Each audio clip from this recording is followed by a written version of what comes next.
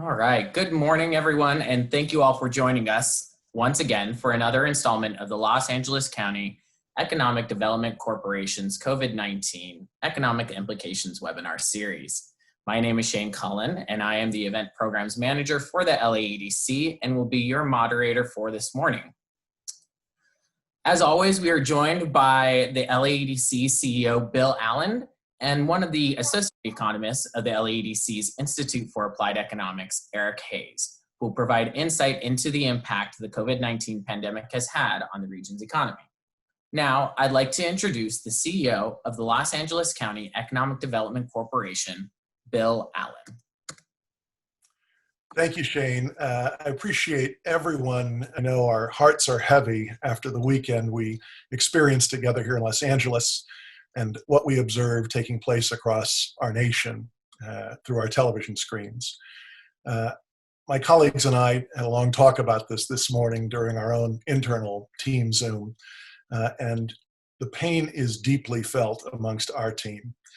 We work so hard each and every day to try and create opportunity and pathways to mobility for so many of our neighbors, but we realize so much more needs to be done.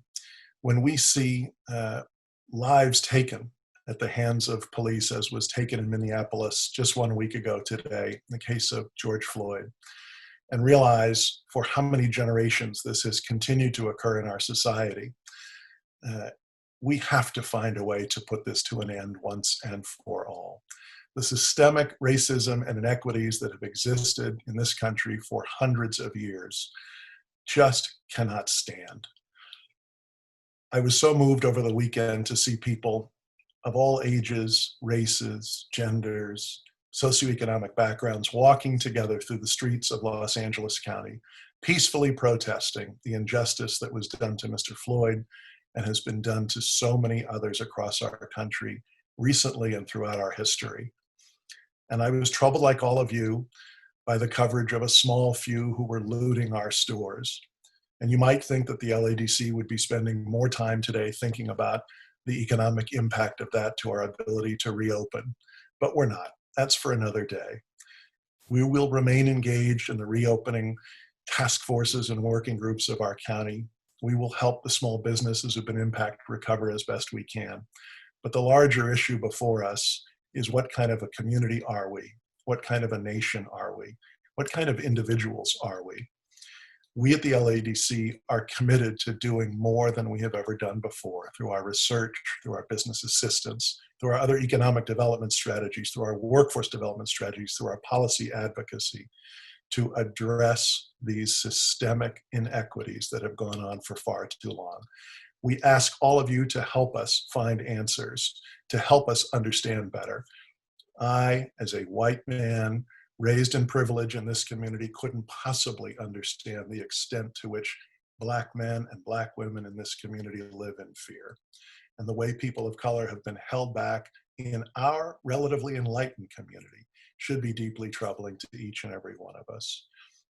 We will continue these webinars each week. We will try to think even more, as we have in all of the past ones, to talk about the racial disparities that have been laid bare through this pandemic. There'll be some discussion of that in today's presentation. We plan today's presentation simply to talk about the real estate impacts that have occurred as a result of the pandemic. We'll have more to say on this and all other subjects in the weeks to come. But I just couldn't begin this morning's webinar without acknowledging the pain you must all be feeling, because we're certainly feeling it this day. And I hope that we can, through our actions, begin to chart a new course for our communities here in Los Angeles and for our nation. These are difficult times, but they bring out character in individuals and organizations. And I saw remarkable displays of character over the weekend, as you did. People standing in storefronts trying to prevent looting. People walking in solidarity with each other. A sheriff in Michigan walking with the protesters. There is so much potential in this nation. I'm sure we all shared a brief moment of pride during a weekend of tragedy when our own hometown company, SpaceX, was able to successfully lift our American astronauts into space and bring them safely to the International Space Station. I can't imagine the difficulty of that challenge, But if we can accomplish challenges like that with our own hometown, thousands of people who worked on that program, I believe we can handle the even greater societal challenges before us. And I hope all of you will be a part of helping us at the LADC do our part as we go forward. With that, I'll turn it over to Shane to introduce our guest speaker, Eric Hayes from our Institute for Applied Economics, and look forward to your questions afterwards. And with that, we would now like to introduce our Associate Economist with the Institute for Applied Economics, Eric Hayes. Thanks, Shane, and thanks for that introduction, Bill. Hi, I'm Eric Hayes. I'm an Associate Economist here at the LAEDC, and I'm going to give my talk today that I have titled Trends in Housing and Households. So mostly what I'm going to be covering is sort of the short-term impacts of COVID on what were largely pre-existing trends in the housing market and sort of demographic change that were underway in the region, and sort of how COVID is accelerating those. So, the first thing that we're thinking about is what is happening to home sales, which is they basically fell off a cliff. So, if you look at what happened in the past 2 months, it is a total collapse in home buying and home selling. And if you think about why that could have happened or sort of what can cause that, there's two sides. There can be a demand side, there can be a supply side effect. And the immediate impact was a demand side one, right? So people who, in the face of sort of generational uncertainty, no idea what's going to happen, they decide to pull back from buying homes.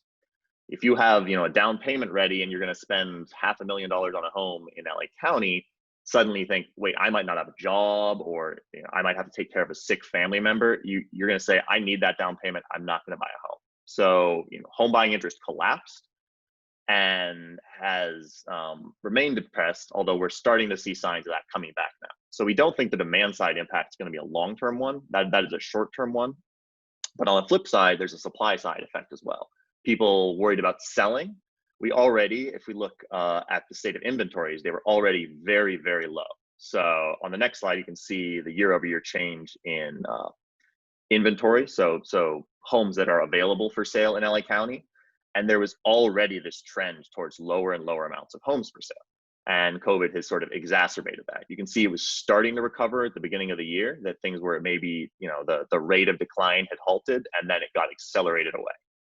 And so if you think about this really dramatic shortage of homes that we were having beforehand, that's now been accelerated, what does that do to home prices? It's going to drive them up. So on the next slide, you can see the year-over-year change in home prices, and that has, in spite of the pandemic impacts, continued to accelerate. So we have these very, very low inventories, which are going to stay low because we have these kinds of mortgage forbearances in place. We have eviction moratoriums. So anything that you might have expected in terms of foreclosures adding to inventories is not going to happen, at least for another year. So there's going to continue to be this scarcity of homes, which is going to drive home prices up. Now you might see this and you think, well, how is that possible, right? Home prices, we have 20% unemployment in April. We're close to 30% unemployment now. How is it possible that home prices can stay up? And if you look at this graph, this explains part of it. Incomes were up a record amount in April. That is the impact of those stimulus checks. That is the impact of the additional $600 in unemployment insurance. And for the short term, that has meant that incomes are actually up almost across the board in the US.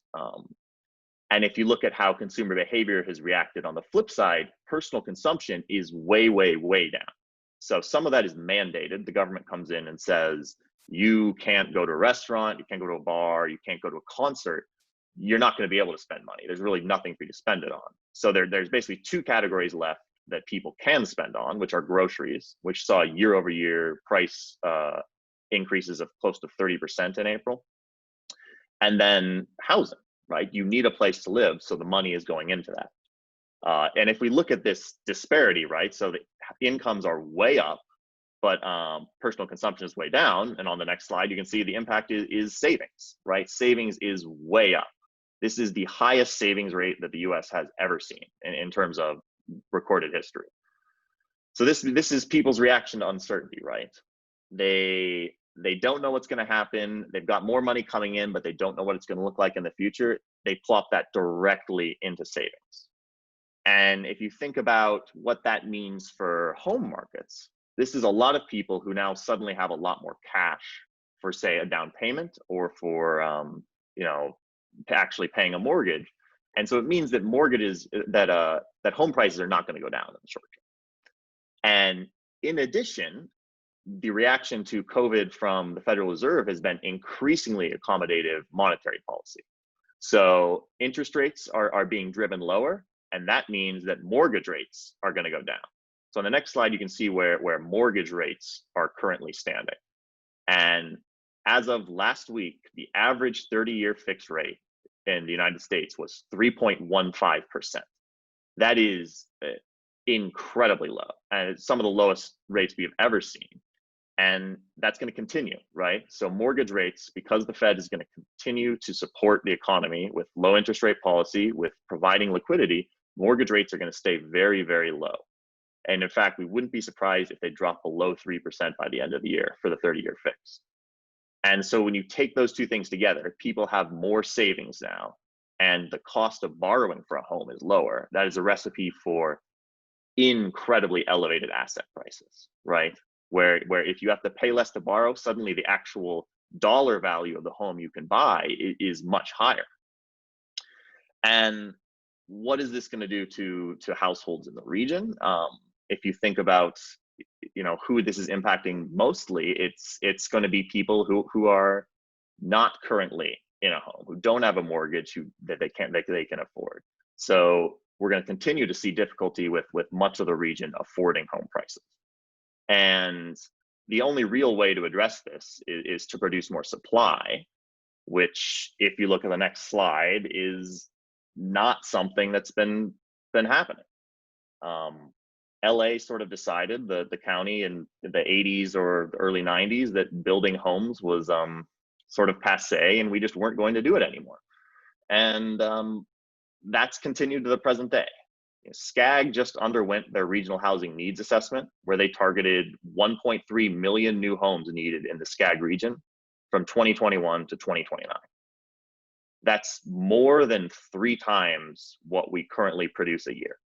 So that's suggesting that to meet their goals of housing everyone, of producing more affordability, LA County is going to have to produce something like 70,000 new homes a year over the next 8 years.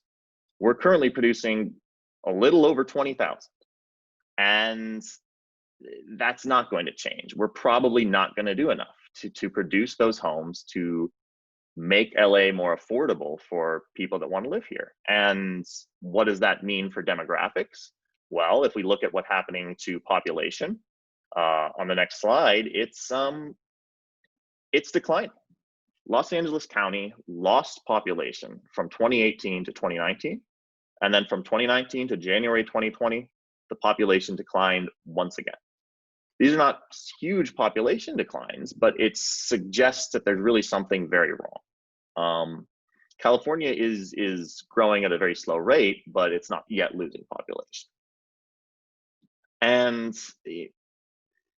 this is a very big problem for growing the economy. If you really want to have economic growth, people need to be able to afford somewhere to live. They need to be able to move in. You should want people to come, to start businesses, to contribute and participate in the economy. And if you're losing population, that's really a flashing warning sign that something is very wrong. And if we think about what is making up this change in population, if you move to the next slide, there's sort of 2 components to what's happening, right? On the one side, there's been kind of a fertility collapse since the financial crisis. Why? Well, if you think about what's happened in the US, what's happened in California, is that really economic growth has been very, very poor, particularly for people who are worse off since then. If you've lost your job and you can't, make rent, you're struggling to just get by, you can't start a family. And this has contributed, this has been much worse in California than the rest of the nation. You can see that our fertility rate collapsed more than the US as a whole, precisely because it's so unaffordable to live here.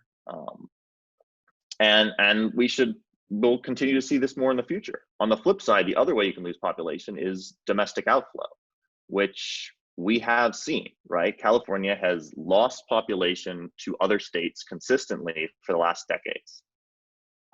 We've been able to make up for that in the past with international immigration, which has contributed to the local economy tremendously. But for various political reasons, for what we're seeing with the ongoing pandemic, it's unlikely that we're going to be able to stem that outflow with international immigration in the near future. So that's going to mean continued demographic decline. And if we really think about who this is impacting, right? It's not people who are wealthier, people who are older, whiter, people who are homeowners, right? If you're a wealthy older homeowner who pays very little in taxes because of Prop 13, you're fine, right? You're going to stay here. You're not going to have problems. But if you are younger, if you are poorer, if you're a renter, you are bearing the brunt of this housing crisis, and you're probably going to think about moving out of the state.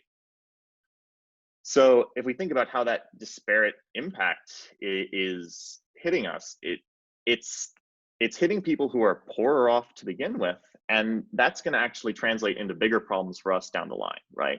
Because you're hitting people who are younger, people who need to start a family. Those are the people that are going to drive economic growth in the future. And if you're getting them to leave for somewhere else, it is going to cause problems for your local economy. So I imagine if you're thinking about this, you're saying, well, wait a minute, you're saying really the big impact, there's going to be home prices are going to continue to go up, right? Because of this supply shortage that's being exacerbated by this economic crisis. And then you're saying the population is going to decline. Like, those sort of don't square, right? Because if population declines, you're thinking home prices have to come down at some point. And the problem is there is that composition effect, right? Who's being impacted? It's not people who are homeowners, it's people who are renters. So we are going to see it show up, is moving to the next slide, is probably rental rates. So if you look back 5 years ago, this is when really a lot of the talk about the housing crisis really took off in LA and California.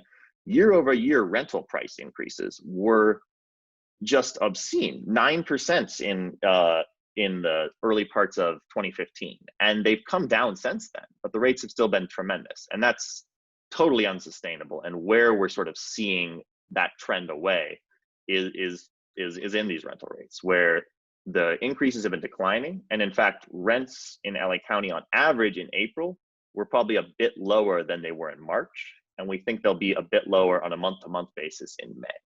So this is where you'll start to see some of that easing. But unfortunately, mostly where it's going to come in are higher priced luxury units. So things that are more expensive are the ones that are going to see the decline in demand, right? And that's where the average rental prices are going to decline the most, because on the low end, if you need somewhere to live, everything that is cheaper, people are going to occupy, basically. And so if we move to my last slide here, summing up what these impacts are going to look like in the short term, it's inventories down, right? This is a long-term trend. It's being accelerated by these COVID impacts. Interest rates are down. They're going to stay down for the foreseeable future because the Federal Reserve has to respond to this crisis, right? They're going to need to flood liquidity. They're going to need to keep the economy running, and it's going to mean very low rates. So those two things combined, the interest rates are driving mortgage rates down, and that's going to mean home prices are going to stay up in the near term. On the flip side, rents probably going to stagnate or decline a little from some of that demographic outflow we're starting to see. The other impact you can see from that is potentially if work from home takes off and people start to outflow, that could happen even more acutely. From the household side of things, in the short term, incomes are up. Now, this is because of the sort of once in a lifetime increase in transfers that we're seeing, right? So the stimulus checks, extra $600 a month of unemployment insurance. And that unemployment insurance is set to run out in July, the end of July. So we'll see. I think it's extremely likely Congress is going to have to pass an extension of that. And I think they'll probably do another stimulus check. So incomes will probably be up in the short term, potentially a little longer. Spending is going to stay depressed for a long time. There's so much uncertainty going on now. If you have money coming in, you are not going to spend it because you are very worried about what's going to happen to you, to your family, if you're going to need it. And that's going to mean savings are up. But again, that population is going to decline, right? We're going to have fewer households as the pressure from this housing market really makes it impossible for them to make the choice to stay here. So that's sort of the sums up what we're seeing. I'm sorry it's not more positive, but really I think things are going to be very tough unless we do something meaningful to address this housing crisis. Thank you for your time. Excellent. Thank you so much, Eric. We'll now move into some questions and bring Bill back on as well. So the first question, we actually have a few questions that are quite similar, both that came in prior to today as well as that were just submitted live. But the first question we have is, what is the commercial real estate market outlook in this new environment of social distancing and teleworking? And will there be a decline in this sector of the market in either or both the near term and long-term future? I would say it's not positive for the commercial real estate market. I don't think the value of commercial real estate is probably not going to go up. If you think about really what some of the major constituents are, right? We're looking at retail has been struggling with e-commerce for years. It has rebounded some recently, but it's likely going to be depressed for the near-term future, right? Because of COVID, because of ongoing unrest, retail stores are going to really struggle, and probably a lot of them are going to pull out. And so, if you're in commercial real estate, you have to imagine that those are going to go away. I was reading this past week, Williams-Sonoma put out their quarterly earnings, and their earnings were up despite most of their stores being closed for most of their quarter that ended in early May. And that's because of the growth of e-commerce for them, right? And so when this all comes back, you have to think, are they going to keep all their stores open? Probably not. Even though they're doing well, they think, well, we probably only need a few flagship stores and then we can do e-commerce. So probably commercial is going to struggle. There's also, from the office side of things, obviously, if you're not going to be in the office, people aren't going to want to pay for it. So any firm that's thinking of downsizing is going to pull out of office space if it can. Presumably this stuff isn't going to be short term because you're sort of locked into your leases. But when those leases are up, I suspect there'll be a huge pullback. I was just reading that Deloitte is laying off or planning to lay off 2,500 people. So if you really think it is going to hit the sort of white collar job market, which it seems like it will now, that office rates will decline and sort of commercial real estate is going to get hit really hard. Excellent. Bill, did you want to add any comments to Eric's answer on that? Oh, sorry, Bill, you are on mute. Gotcha. I think Eric's got exactly right. And we only have a limited amount of time today. So if there's other questions, we might want to try and get to them. Perfect. Yeah, we actually do. We have several questions kind of in that same line of thought. Give me a quick second. So one of those was, will wider adoption of work from home further drive up net out migration trends? I mean, so it depends on how this ends up playing out, but the sort of naive answer is yes, right? If you're thinking, my employer's in California, but they'll pay for me to live somewhere else that has, lower taxes, that has much cheaper homes, that's probably starting to look increasingly tempting to a lot of people, particularly in the face of sort of coronavirus impacts, unrest. There are a lot of things that are really uniquely great and amazing about LA. You can't really access them right now, right? It's sure the weather is still amazing, but a lot of the sort of, the wonderful food, the culture, the going out, if you can't really participate in that, suddenly the trade-offs start to look very different. So I think the work from home policies are gonna have a pretty big impact. We'll see if they stay. I don't know if companies are gonna want to allow people to work from home forever, but it certainly will accelerate that trend. Excellent, thank you. Another question that we have that came in live today, back to one of your graphs about kind of the current income and kind of how that influx of cash has come in. Since the influx of cash was a bit artificial doesn't that likely mean that this is not only unsustainable, but potentially setting us up to crash? It could be. I suppose it depends. So what happened is that incomes from work dropped by about $600 in April, and then for the average household in the U.S. And then the actual amount they were up was like $1,600. So there's kind of this $2,000 swing for the average household from those stimulus checks. It's going to depend on whether we can get people back to work, basically, right? So it's not necessarily going to be unsustainable if, we develop a vaccine, if we get people working again sometime in the next year. If it's something that we have to drag on really into 2021, you absolutely could be setting yourself up for, some sort of crash. Absolutely. One other question that did come in prior, and this actually relates a little bit more to another webinar we had last week on the FDI report release. But what's the risk to the region's international trade FDI related if China-US relations remain at their current level, or if trade war hostilities resume this year? Yeah, I mean, my colleague Tyler and his work with the World Trade Center is probably a better source of that information. They did put out that FDI report. If it's not in there, I think you can reach out to World Trade Center. They'll have great information. For my part, it's sort of obviously going to be really negative, right? We are sort of the routes through which goods travel from China to the US, right? Things come into the ports in LA and Long Beach. They get shipped into the Inland Empire and then distributed around the country. And that's a huge driver of local employment. So while the direct FDI amounts from China are not huge, there are some, certainly property development. A lot of downtown property development has been driven by Chinese investment, and that'll get pulled back some. The trade war stuff is a massive concern. It was already pretty dangerous in terms of how many jobs the ports support, and if they're suddenly not processing as many containers, if we're not getting as much trade flow, it's going to be a huge drag on the economy.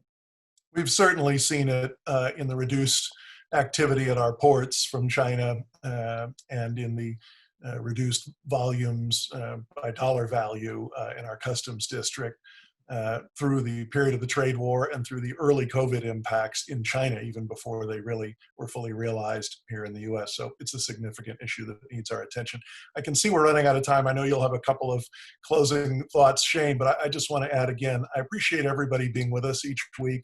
And I appreciate the partnership we all have to give you a little bit of hope. I'm encouraged by some of the early work of the county's recovery task force, their recovery and resilience task force.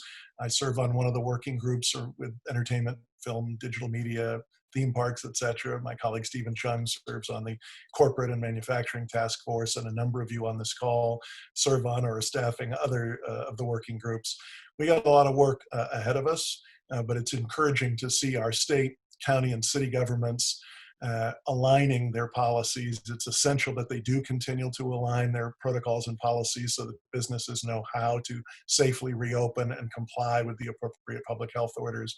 We do have to get people back to work. I believe some of the frustration we saw boiling over in the last few days was related to more than 1.2 million people in our county, nearly 5 million people across our state who've been dislocated from their employment or seen their hours reduced dramatically and are feeling the stresses and strains of that individually, within their families, and within their communities. So the work we're all doing together to try and create economic opportunity and hopefully economic mobility and hopefully across all of the communities of our region remains of paramount importance. We value the partnerships we have with all of you, and we invite you to participate in our exploration of how we can devote more of our time and resources, thought and voice to reducing the economic disparities as well as the educational, healthcare, criminal justice disparities that have existed for far too long in our country. Thank you all for being with us again today. Shane, any closing thoughts? Absolutely. Thank you both, Bill and Eric, once again for sharing today, especially with the current events and everything.